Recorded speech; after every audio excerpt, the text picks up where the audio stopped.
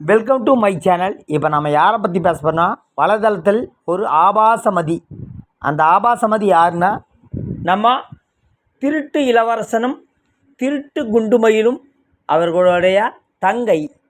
ஏன் நான் இதை சொல்கிறேன்னா, இன்றைக்கி வீடியோ வெளியிட்டிருப்பாங்க. அந்த வீடியோவில் வந்து உளறிட்டு கிடக்குதுங்க. அந்த அம்மா உட்காந்து வளருது.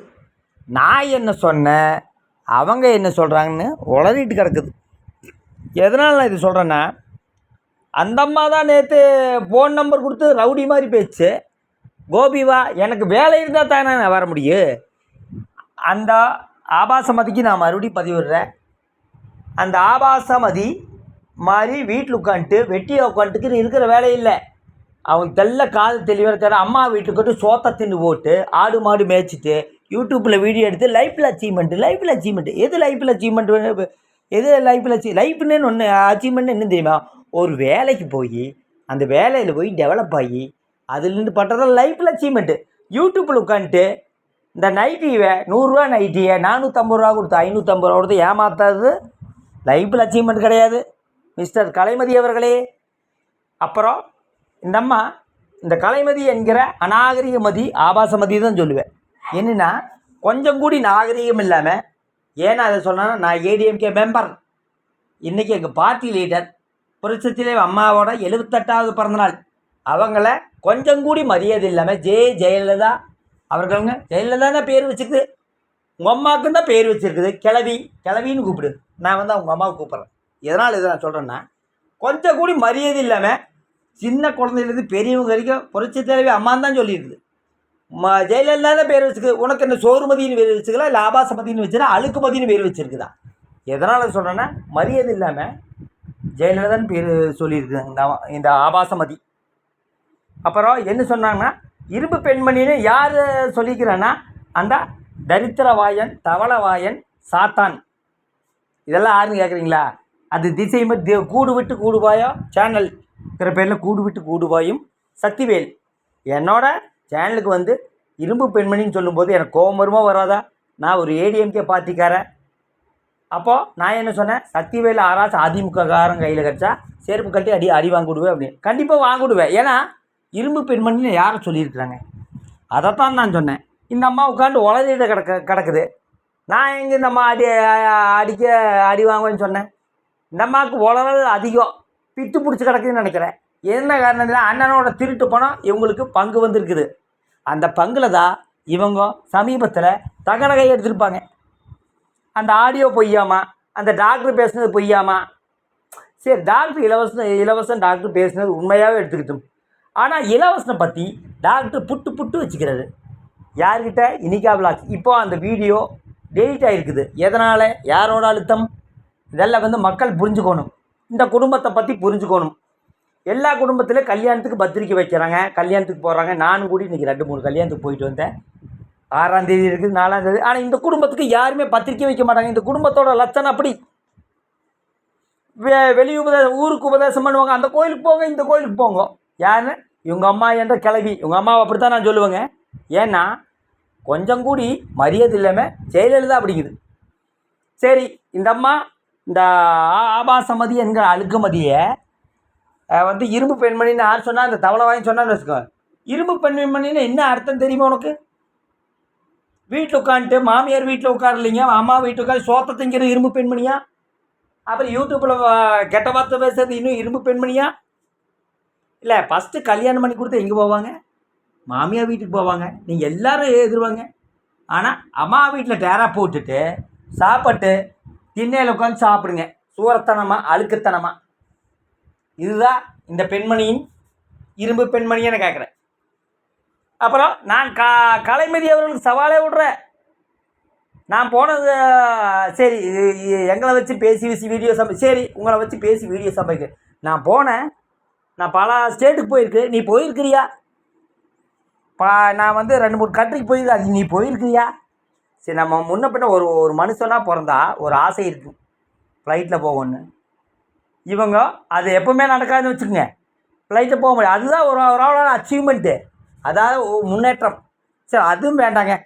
ஒரு மனுஷனுக்கு எந்த வித டாக்குமெண்ட்டும் இல்லாமல் நான் 20 லட்ச ரூபா கடன் வாங்கி காட்டுறேன்.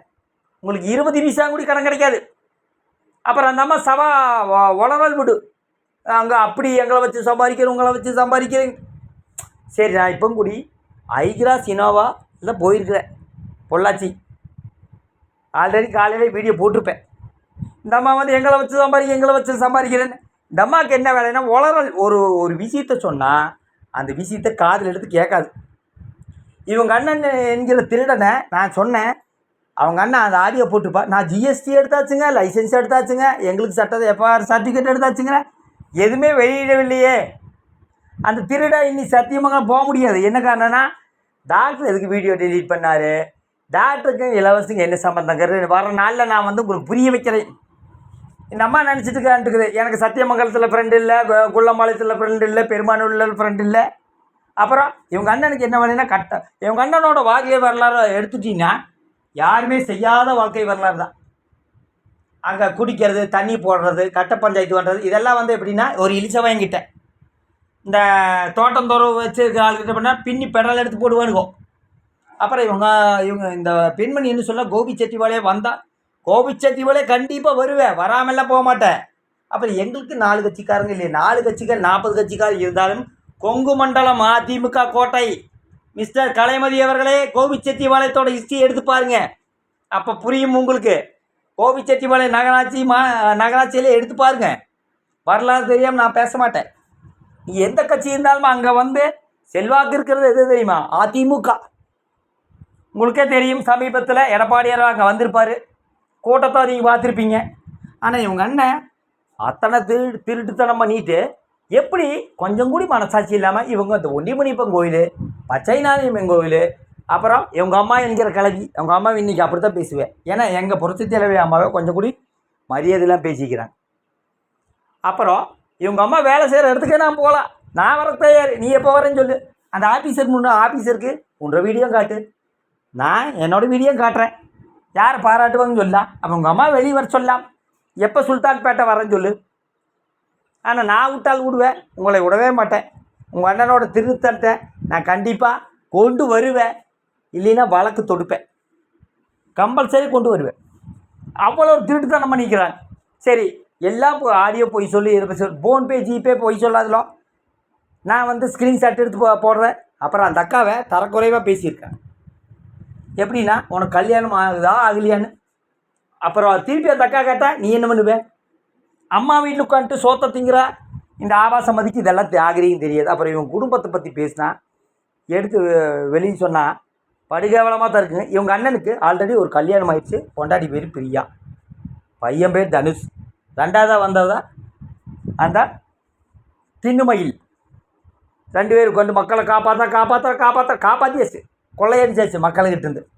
அதை வந்து காப்பாற்றுறதுக்கு போராடும் ஆபாசமதி. எதா கேட்டால் அண்ணனை பற்றி கேட்டால் அப்படியே சீறி பாய்வாங்க. நான் இன்னும் மறுபடியும் ஒரு சவால் விட்றேன், இந்த பச்சைநாயம்மன் கோயிலுக்கு போங்க, இந்த கொண்டத்து மகாளியம் கோயிலுக்கு போங்க, அப்புறம் வேற எங்கே ஒண்டிமணிப்பன் கோயிலுக்கு போங்க. இந்த கோயிலை போய் அடித்து சத்தியம் பண்ணு, எங்கள் அண்ணன் எந்த திருட்டு வேலையும் பண்ணல, மக்களை காப்பாற்றி தான் இருக்கிறாங்க, மக்கள்கிட்ட அதிக விலைக்கு கொடுத்து பணம் வாங்கலின்னு சொல்லுங்க பார்க்கலாம். இல்லைன்னு இன்னொரு சவால் விட்றேன், உங்கள் அண்ணன் ஒரு ஆம்பளையாக இருந்தால் ஸ்டேட்மெண்ட்டை வெளியிட சொல்லு. ஸ்டேட்மெண்ட்டு இந்த 3 மாதம் ஸ்டேட்மெண்ட்டு வெளியிட சொல்லு.